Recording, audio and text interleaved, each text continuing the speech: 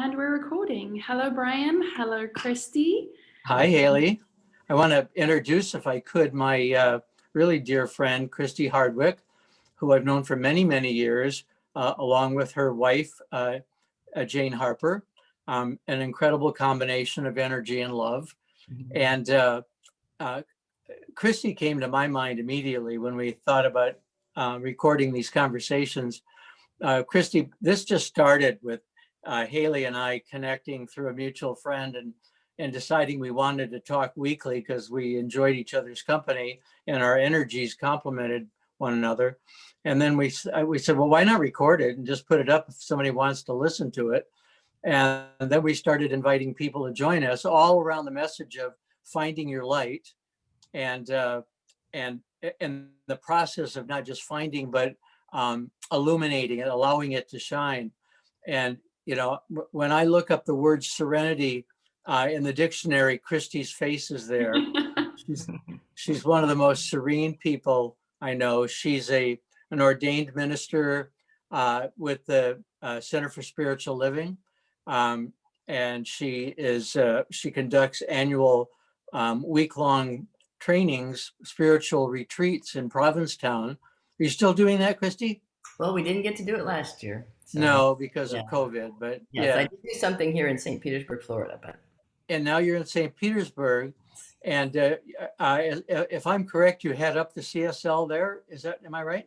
No, actually, I'm associated with the First Unity here in St. Petersburg. Oh, are you? Yeah, because it's just checking out different spiritual communities, and that one really just resonated with me. So I'm on their faculty for their Lifelong Learning Institute, and I'm a part of the ministerial team there. Yeah. Terrific. I mean, it's tomatoes, and yes, in exactly. terms of unity and CSL. But am I correct that you're ordained? Yes, it was through CSL. Absolutely, that was my training back in 2007, and I was an individual minister, never wanting to have an actual church. So I've always moved around where I was called, and I actually do work with Lisa Ferrero, who founded something called SoCallGlobal.org. So it's like a virtual ministry. So I do some work with that, and then it leaves me to be free to give to whatever I'm being called to, without being, in a brick and mortar place every Sunday. You wouldn't know this by looking at Christie, but she's a grandmother and a mother, obviously 6 grandchildren. Yes. And she's a singer. Much of what she does, or often part of her presentation, is to sing. And so thanks for joining us. What I'm interested, Christie, if you would, personal question I have is, when did you start to feel this voice inside saying that you needed to manifest yourself more authentically? I think it was a return. So I would say, as we all are children, we start out just being ourselves and exploring all the edges of what me is and how I express myself and how much fun I have. And I was such a joyful child. I sang all the time. I was singing in front of the television, and my sister was my champion. She would say, they were trying, quiet down, get out of the way, we're trying to watch something. And I would find really weird songs. Like there was something like, there were 3 gypsies that come to my door, and downstairs ran this lady. Oh, if you can imagine a 6-year-old, right? So I'm singing this song, and I just have so much fun with it. And she just was delighted with me. So she would make them stop and listen. And I found that just things that come to mind and you want to express is a beautiful way to live. So as a little kid, I was always running around playing something, being something, singing something, dancing something. And then at some point, you get some feedback and you start to get, constant feedback. And the feedback was too much, too much. Tamp it down. I was singing to myself in the mirror one day. My brother came and kind of smacked me because I was saying, ain't I a cutie? Ain't I a cutie? I was just feeling so cute and happy, Yeah. Smack, and says, don't be conceited. So the lessons that I got about, coming out and being yourself were so strong at a certain point that I literally got shut down. So I stopped singing and didn't sing for a really, really long time, or show up authentically for a really long time. I started to look around and say, so what am I supposed to do? And I started to do what I was supposed to do. And I was, getting A's. And if I got an A minus, I would stand on my chair and say, what's the minus for? Because I thought that was the whole thing, is to get measured and do things right.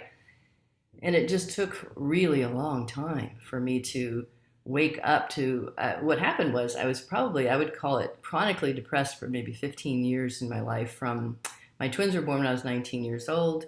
The third child was when I was about 28.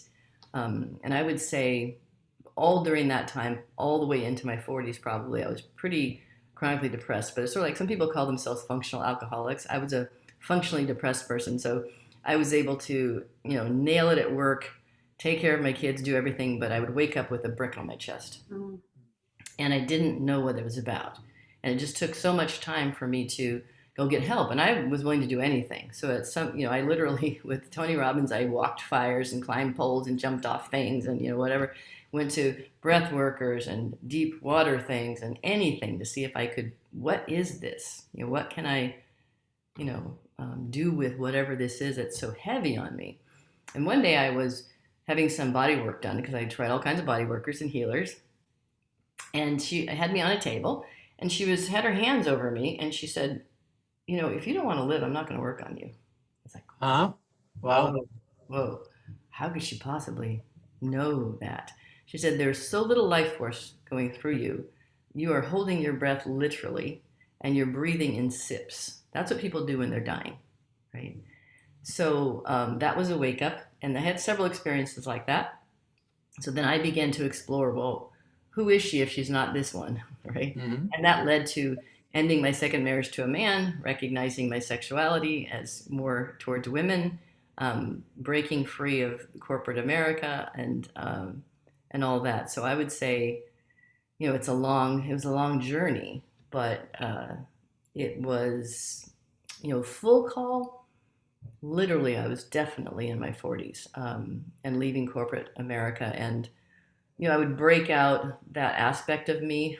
So the me started emerging to a level of, after I got a spiritual grounding that was so strong, it just didn't fit in the life I had created anymore. And literally, I brought in a singer, dancer, storyteller, drummer to work with my team in this high tech company. So we're out on the lawn and we're drumming, we're dancing, we're moving, and all these engineers, because it was an engineering company, were complaining. They went to the CEO and said, she's an executive. I mean, she's out there, her toes are painted green with diamonds on them. She's dancing people on the lawn. I mean, what is this? And he said, well, you get her results, you can dance all you want. But eventually, that aspect of me no longer would be on the margins. Who inspired you? I mean, you talk about Tony Robbins, but most people wouldn't think of his name to decide to go make a change. Who inspired you? What inspired you to go to that level of spiritual teaching rather than conventional Christianity? Or yeah, I had been there. I'd been to conventional Christianity, and you're right.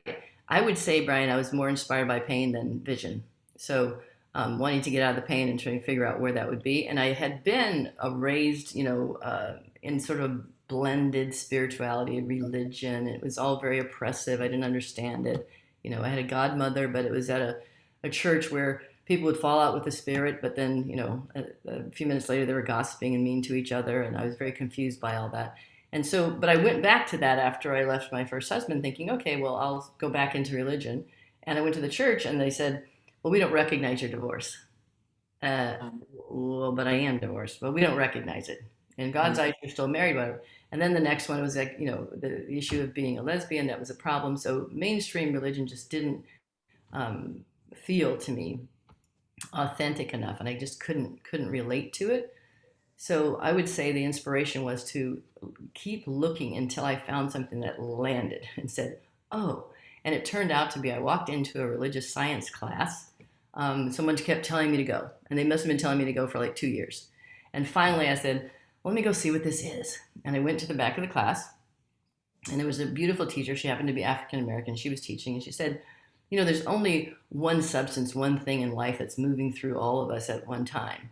And that one thing has perfection in it. Therefore, we have perfection in us. And therefore there's nothing anyone can do externally that can ever change that part of us that has this perfection in us. It's like, wait a minute, what? So I began to lean into that, and that first class led to me going to first year, second year, third year, fourth year, becoming a minister immediately, because I had already lived the experience of the desert. So it was time for me to actually find something that I could understand. And I knew that that teaching of the unity of all things, and that in each of us there's this divine aspect that is ever present and can never be hurt or harmed, allowed me to say, well, with all the damage that has happened to me in my life, and all the things that have happened, and all the hurts and whatever, and my ancestry, all that, this container of love and substance can hold it all somehow. I don't know exactly how, but I know that it can. So then I went down the path of, and I had literally was led to that situation because of everything going wrong. I decided to leave corporate. Someone broke into my car, took my purse, something else happened, something else. It seemed like my life was just completely falling apart, but I realized it was falling open. Christie, what does spirituality mean to you? And I ask this from, understanding that you are affiliated with a community around spirituality. So what does it mean to you? Well, what it's come to mean to me is that it's our nature. It's not any particular path or any particular belief or dogma or any of those kind of things. It's our nature. We are spiritual by nature. And I recognized that as a child. When I would lay on the grass and look up at the clouds, I was being a spiritual being. I was contemplating the cosmos. I was feeling my oneness with nature. And when I love trees, and I do love trees, I put my hands on them often. I got to touch a 1,000-year-old olive tree in Croatia once, and I stood there in communion with her for I don't know how long, like 20 minutes or something, and they couldn't get me to go away because she was just downloading, and I was like, wow, what you have seen, what you have seen. So I don't think it's definable, because it's the essence of us. So every human being is a spiritual being, and however they are experiencing this body is their path, right? And it's an expression of spirituality. So I guess I would say it's our nature. Why then don't we all end up in the same place, Christie? I mean, if spirituality is part of our nature, and I'm writing a new book where I'm focusing on kindness, and researchers say that benevolence or kindness is in our DNA also. Why aren't why everybody equally spiritual, equally kind? Mm-hmm. Because we're not. I mean, we're all over the place in our own families. Sure. With how we respond to the exact same stimuli. Mm-hmm. Mm-hmm. Yeah. What do you think? I think that, this is a really fascinating question, because we all know we have the inherent ability, to have this sense of connection. And we know that love as a force actually exists. Even science now is recognizing that it's actually a thing and it has movement in it, and it actually creates, and it has force. But I recognized in my life how much I could keep my foot on the hose of spirit and love. I could keep my foot on it so that it wasn't moving through. And sometimes you do it because you don't think you're deserving of it. Sometimes because you're afraid of what it's going to feel like. I was afraid. I would do breath work, and literally my body felt like it was being lifted off the table, and I was just freaked out. And the practitioner said, "That's just your energy. It's okay. It's not anything bad." And I think a lot of human beings are afraid of their spiritual aspect and their spiritual power. And they're taught to be afraid of it. Yeah. And so they try to tamp it down, because there's a wildness in us, and we're being called to just be fully ourselves. But think about how many messages you got in your life and you got in your life that did not resonate with the idea that there's a wildness in you. So I think it's about how much people allow. My heart was totally crowded by so many wounds. In yoga, they say samskara, these little swirls of energy and memory of things that were really painful, that at the time you just tucked it away. And then every time something comes up that sort of reminds you of it, that trigger, then you relive. You smell the smells, you feel the feelings, all that, even though it's just the blue car, and the blue car is just one aspect of that experience. People are having all this happen in their life, and they're loading up these scars in their hearts, and there's no space for things to come through. So when I see what I consider really damaging behavior, really destructive behavior, it takes a lot of work, but I look at it and say, oof, that heart is really closed. Oof. Let me send some energy for the possibility of opening just a little crack. You know, it's like on the rock, a little crack, and the little seed can still take. You know, so that's what I think, Brian. Is that sadly there's a lot of closed hearts, and people don't know. You're not aware that your heart's closed. Hayley? I'm so enjoying this. Yeah. And it's really interesting to me how your story resonates with me. I was a kid too that I loved to sing, and I made up all of my songs. I had the wall song, the light song, the tree song, the rock song. And I also got to the point where everybody was just like, shut up. What are you singing about? And that's when I was like, oh, I must sound awful. And now, like, as I've got more and more comfortable with that wildness in me, I sing every day. And sometimes I'm singing like, I'm done with work. I'm so happy I'm done with work. I'm so grateful. Or I'm just singing about like my glass of water. And I think, we so think that this hero journey is so dark, so hard. You have to unwind out of all of those heart scars. But yeah, you do. But at the end of it, you get to be more of you, and you get to embrace that wonderful nature that we all are. That is a very unbrokenness, a very pureness, and it is full of song. Mm-hmm. Absolutely. Yes. Thank you for sharing it. I heard you were talking, and I was just like, oh, she did this too.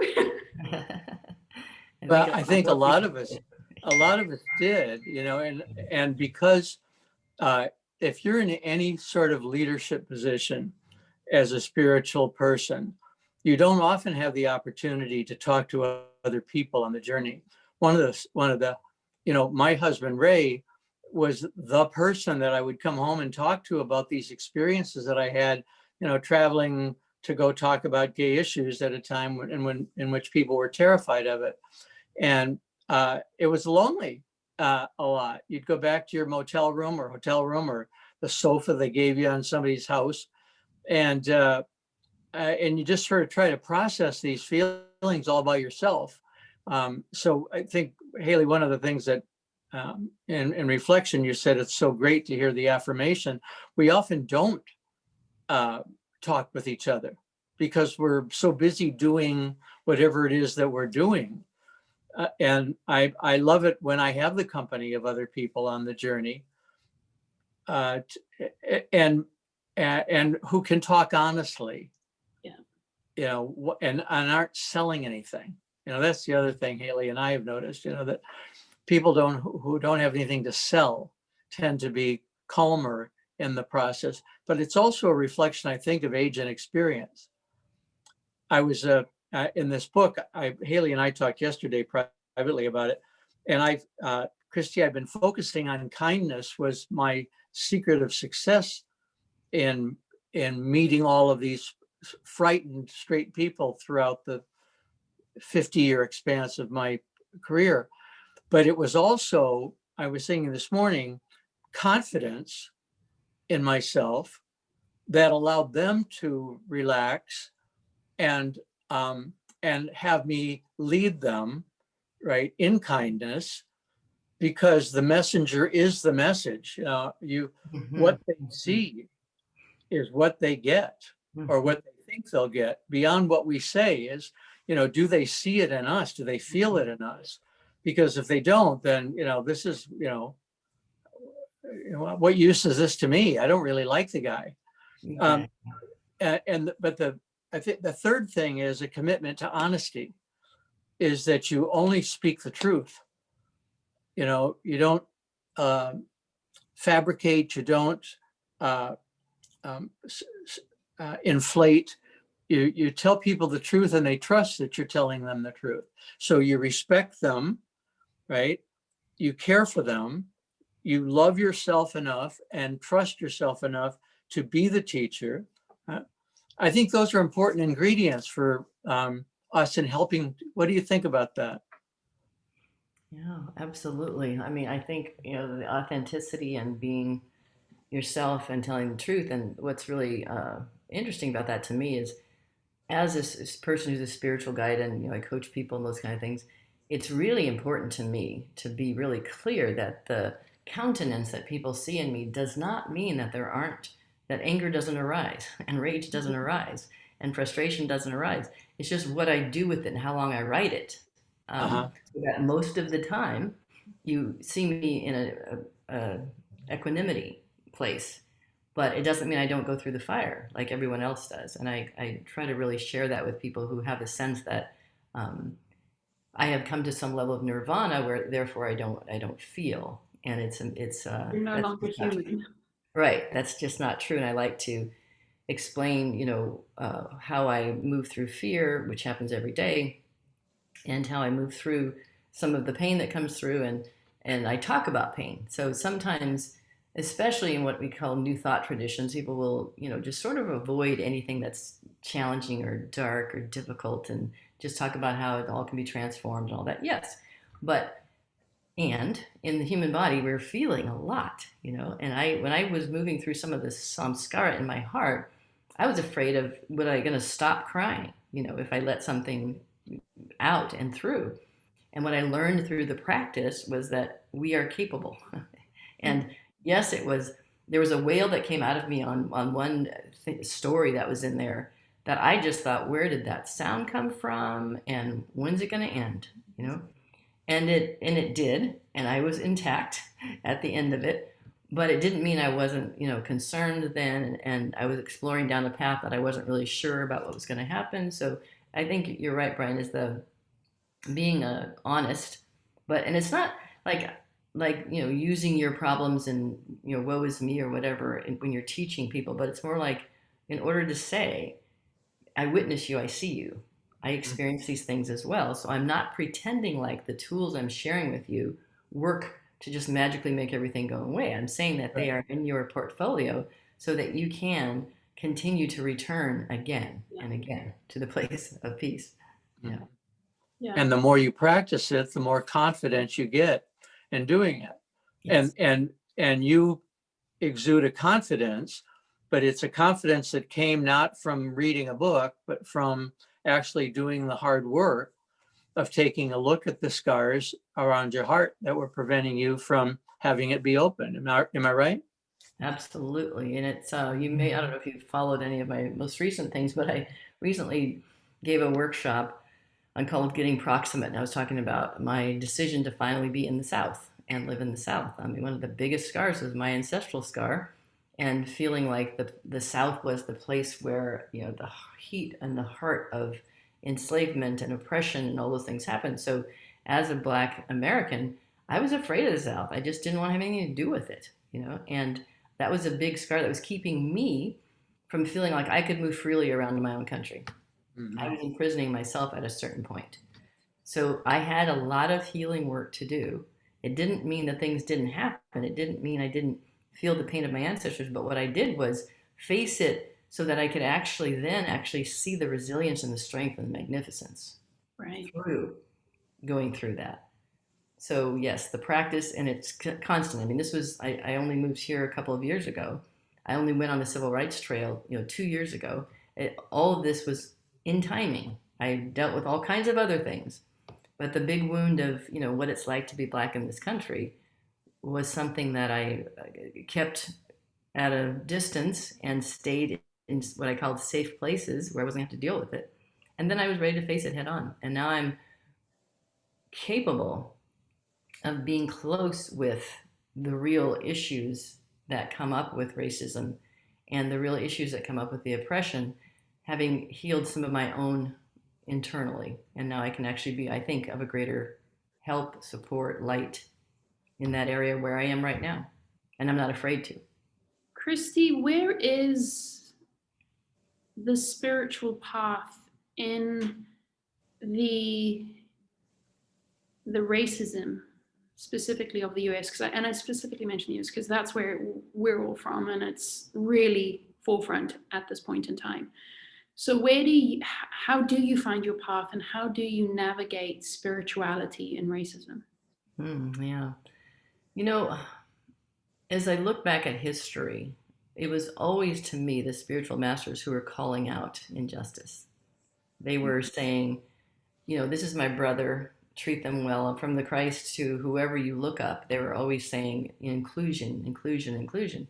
So I think it's part of the heritage of saying, if I'm on the path of love, if I'm on the path of inclusion, if I'm on the path of saying that there's only one and it's in, through, and as all of us, then I have to see that my brother is being treated as if he or she is not, whatever brother that is, whether it's the Black brother or the immigrant or the farm worker or the woman or the transgender woman.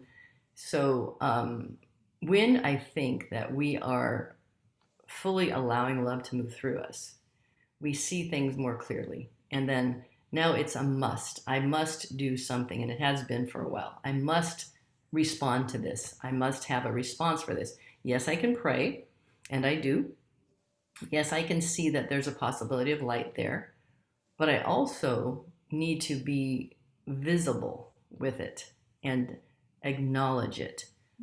Someone just wrote a beautiful post that was very simple. They said, my grandmother says that if you stuff too much stuff under the rug, eventually you get a pile and you're going to trip over and land on your face.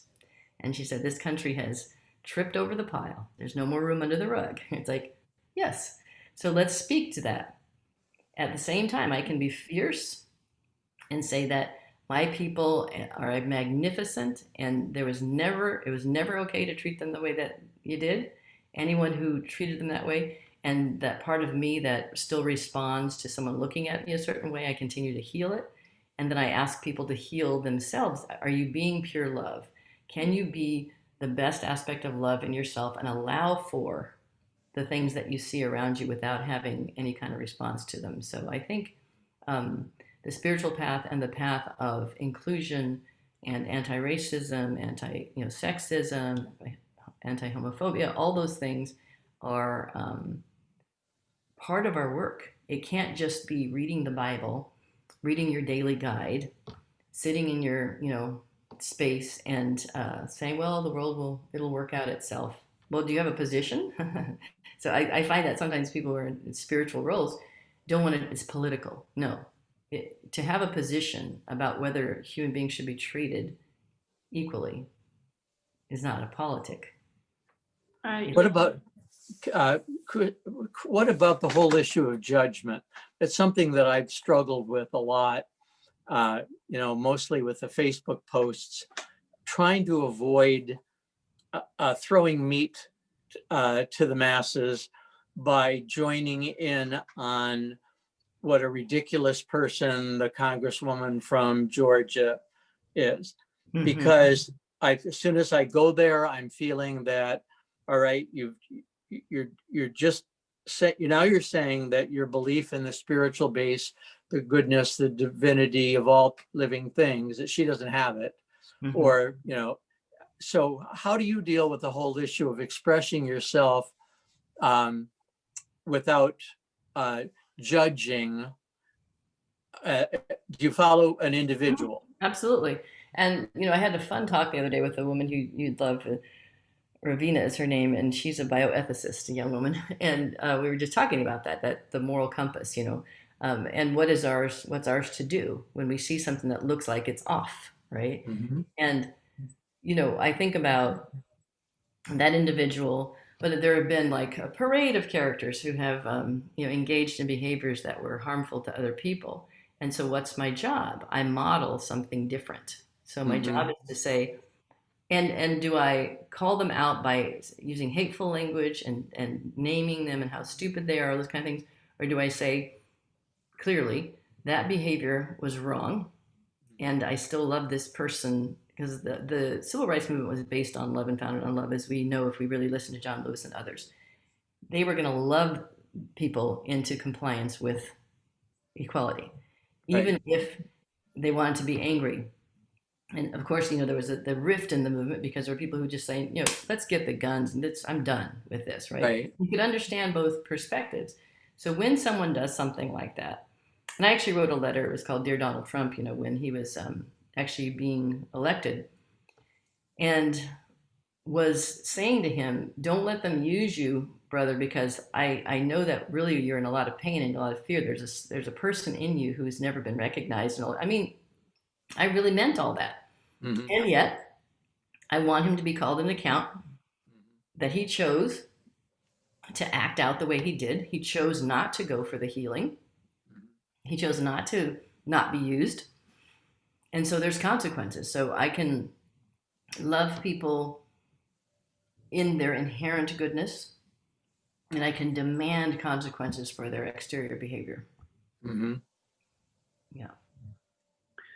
Where does demanding consequences fall on that judgment scale?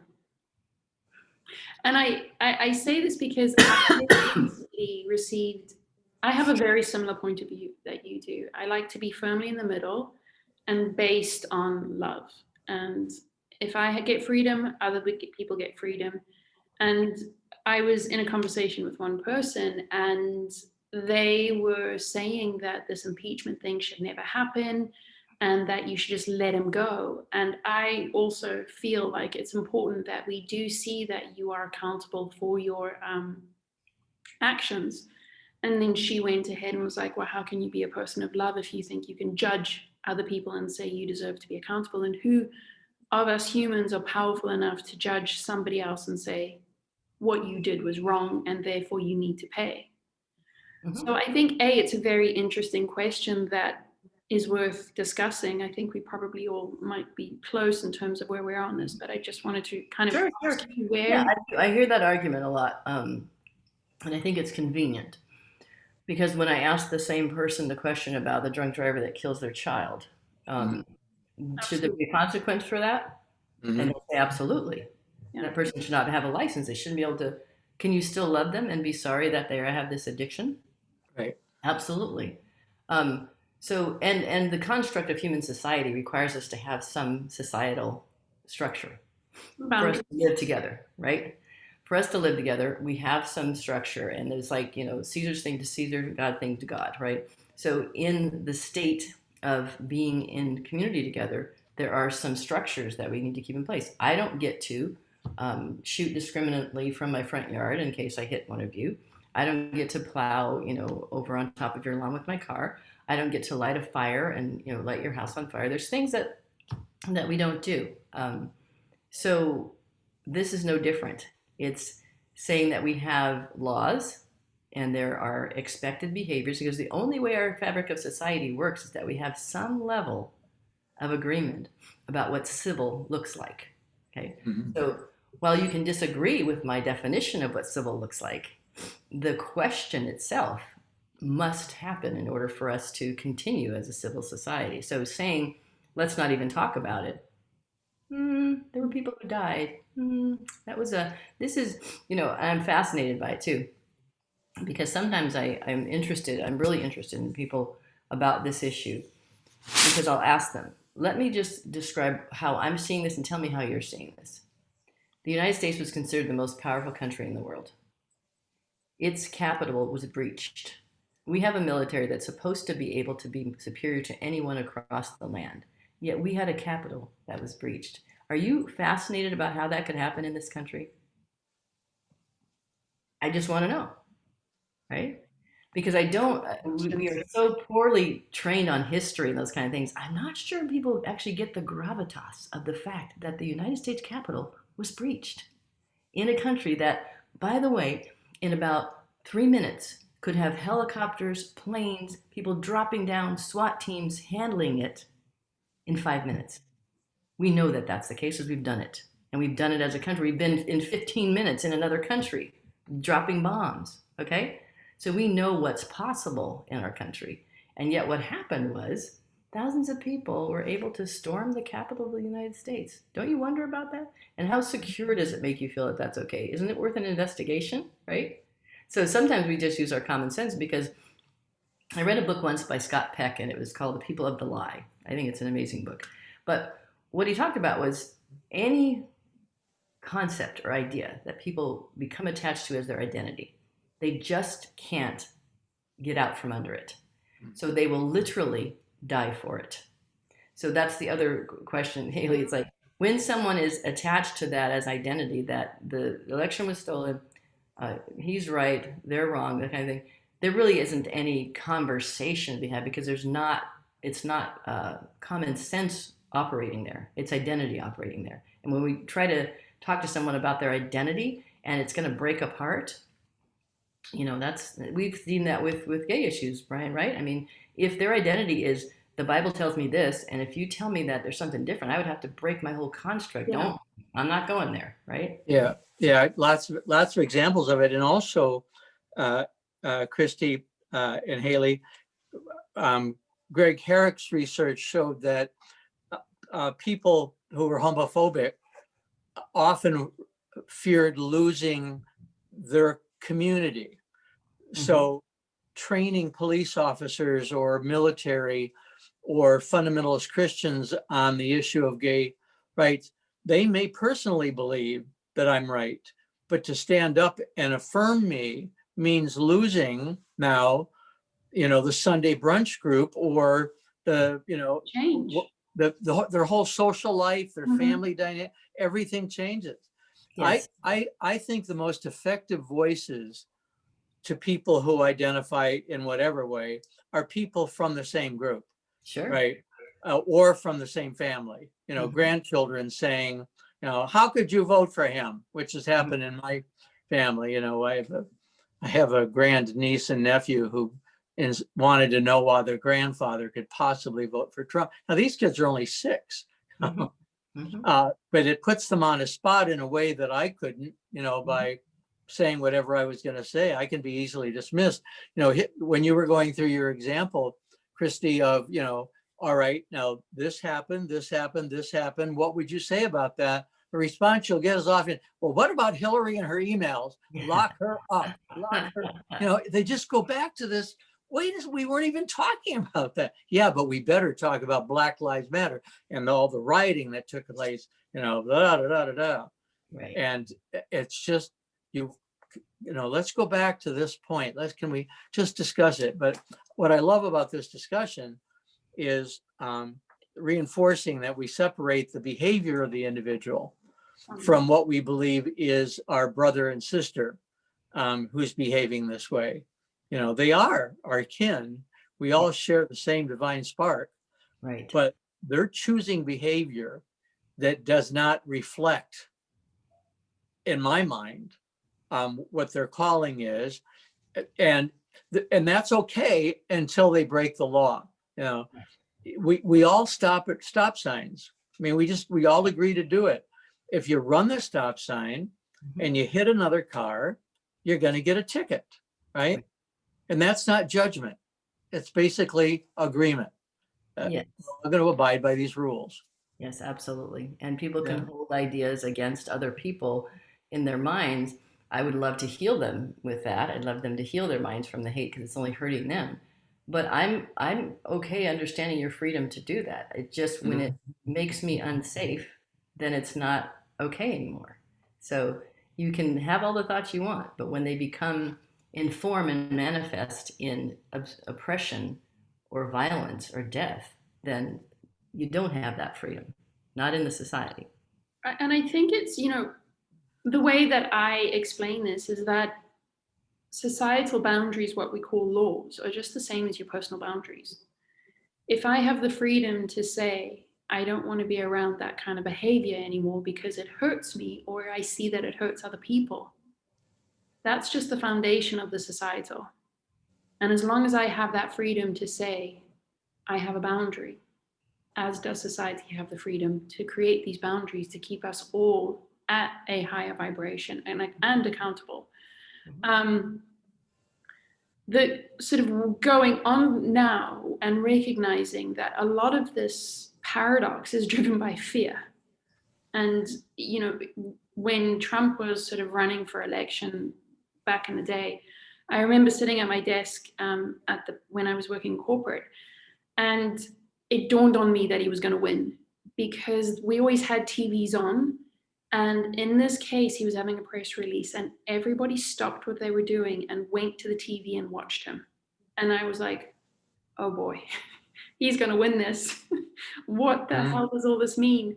And I was doing part of a Monday evening meditation group where same thing, everybody had that similar feeling like, okay, it's no longer what if, it's he's going to win, where are we going to be on it? And we looked at him and we were like, this is all fear. This is, a human whose heart is so afraid and so broken that they're just out there trying to protect themselves, albeit not a productive way of protecting themselves and a respectful way of life.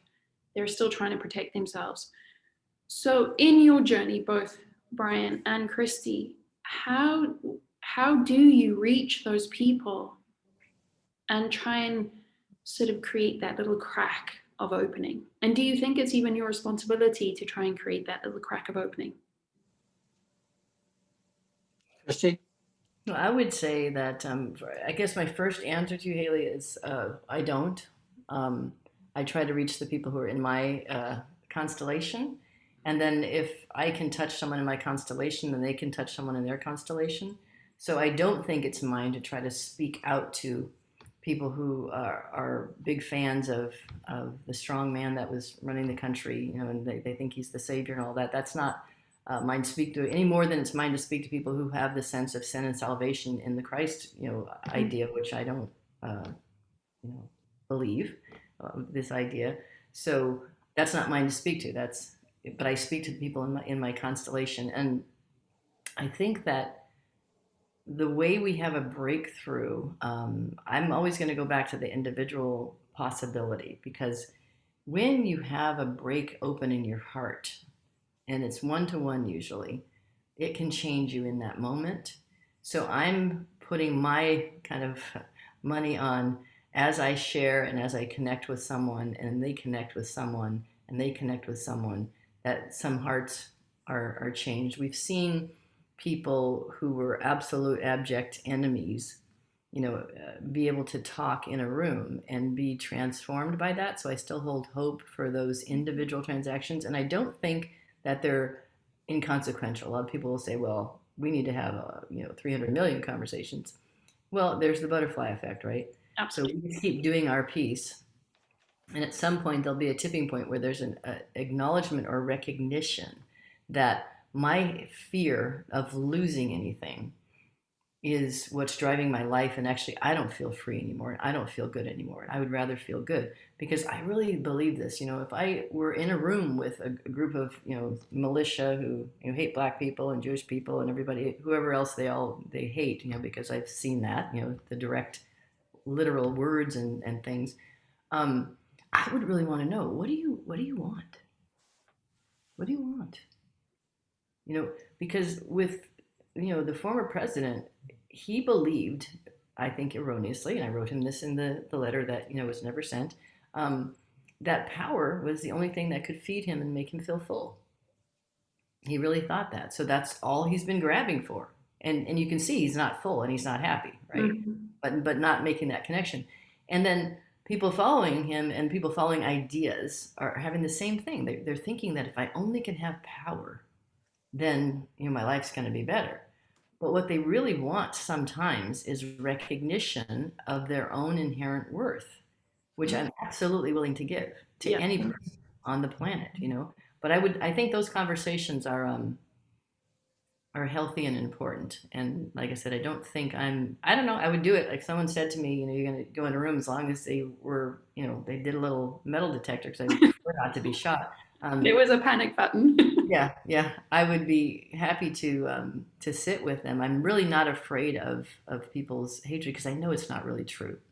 It's really not true. It's something that, given the opportunity, heart opening, and I really think that when we walk into a room and our hearts are open, I see it happen. I see people who would probably think about having a different attitude toward me, who visibly settle down. I see their shoulders go down. They're thinking about it. When I first walk in, they get the bristly feeling. I send a beam of love, and it just, their shoulders drop. There's nothing here to attack. There's nothing here to fight against. So, and that's how it works, because they could also shoot me, I guess.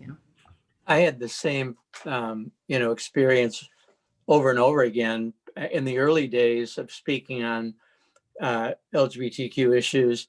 we were monsters. There was no Ellen, there was nothing, there was nobody on TV, nobody, not even on soap.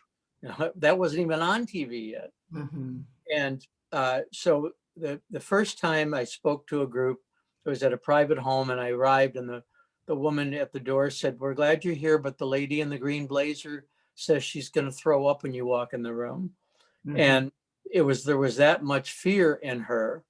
And she was the last one to leave that night. And it was a great lesson for me that, if you speak out of love, and if you speak about your own journey, not "you're doing this to me," right?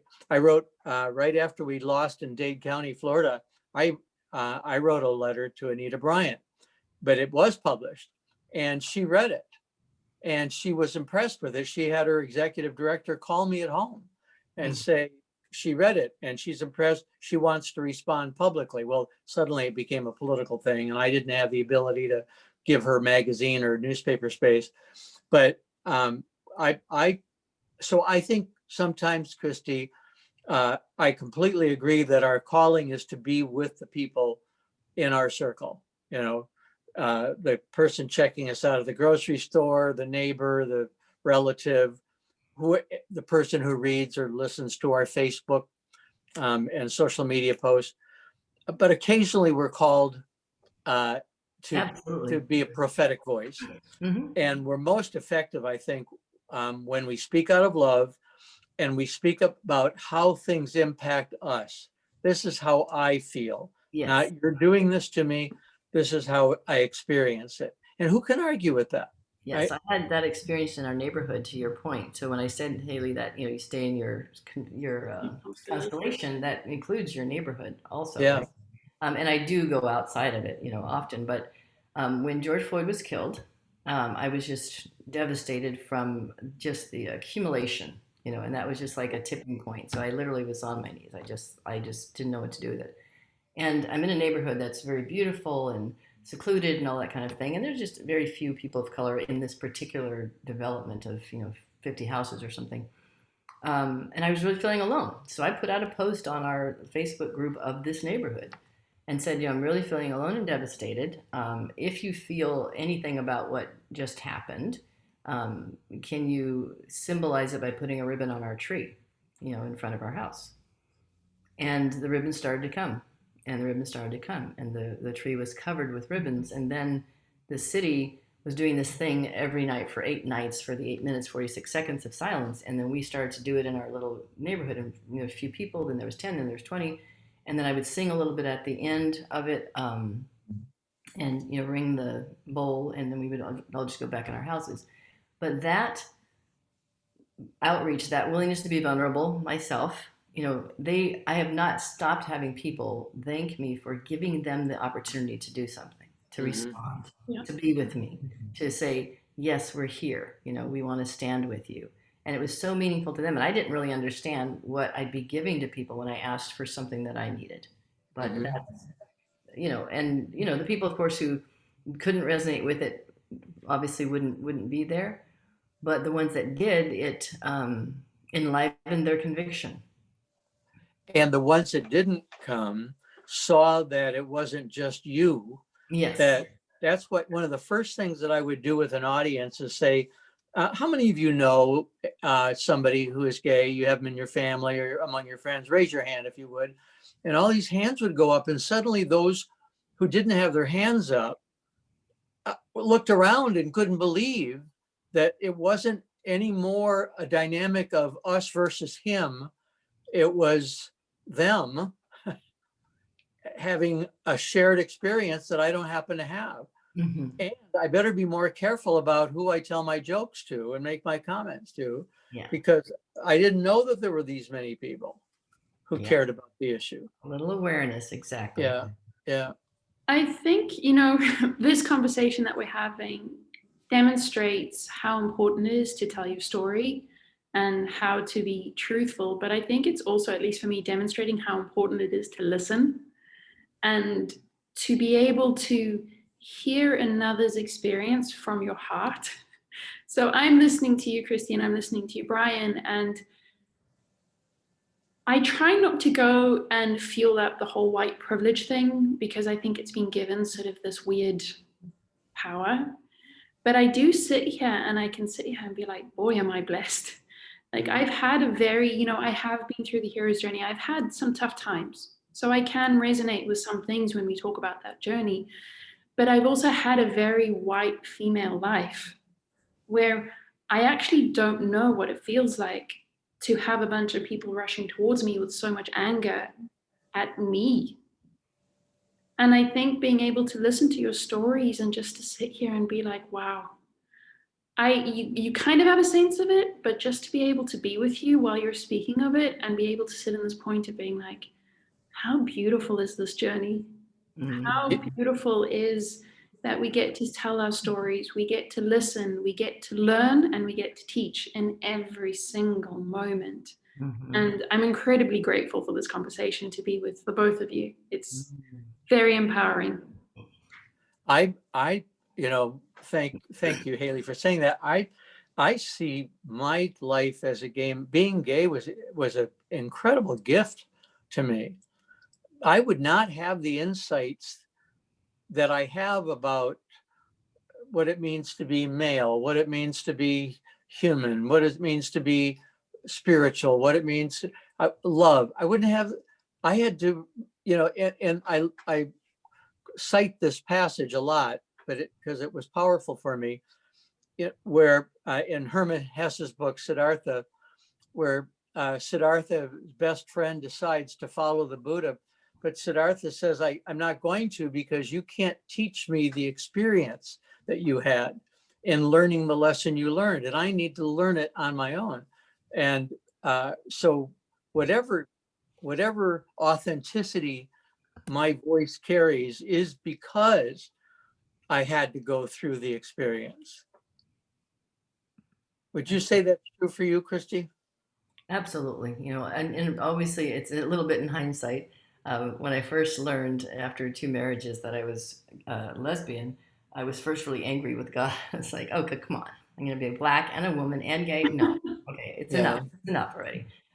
So at first I didn't see it as that, but I do recognize, and I tell the story about the unfolding and, how being my authentic self in every way has been nothing but a gift, and it allowed me to, come out in every way. So absolutely, it informs me to have so much empathy and compassion for people.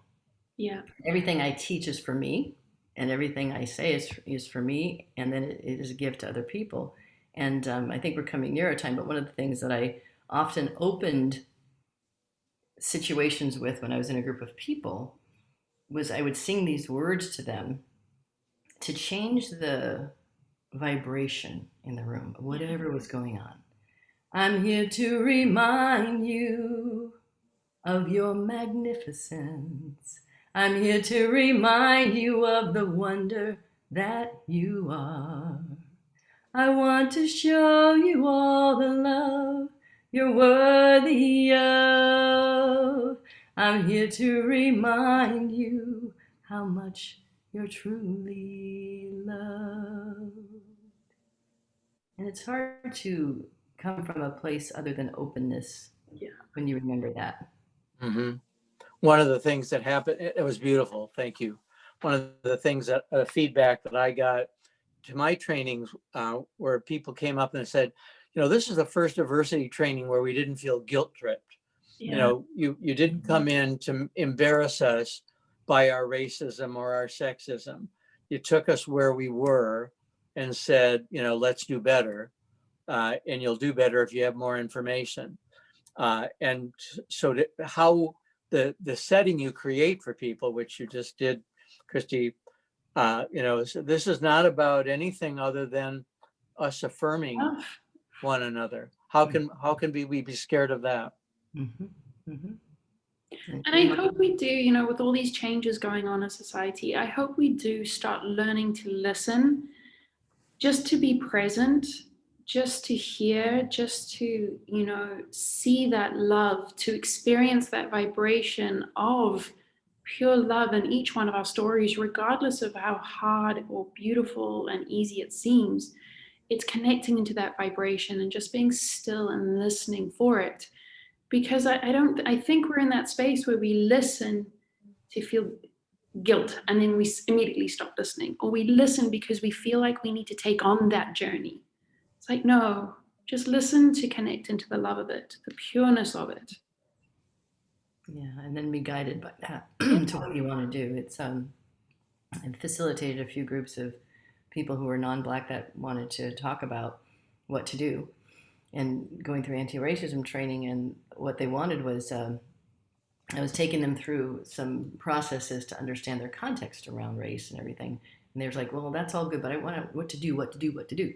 And I said, the place from where you do is what's important. Okay, so let's hold off on the do. Activity is just a way to numb yourself and not have to actually deal with the processing that needs to happen.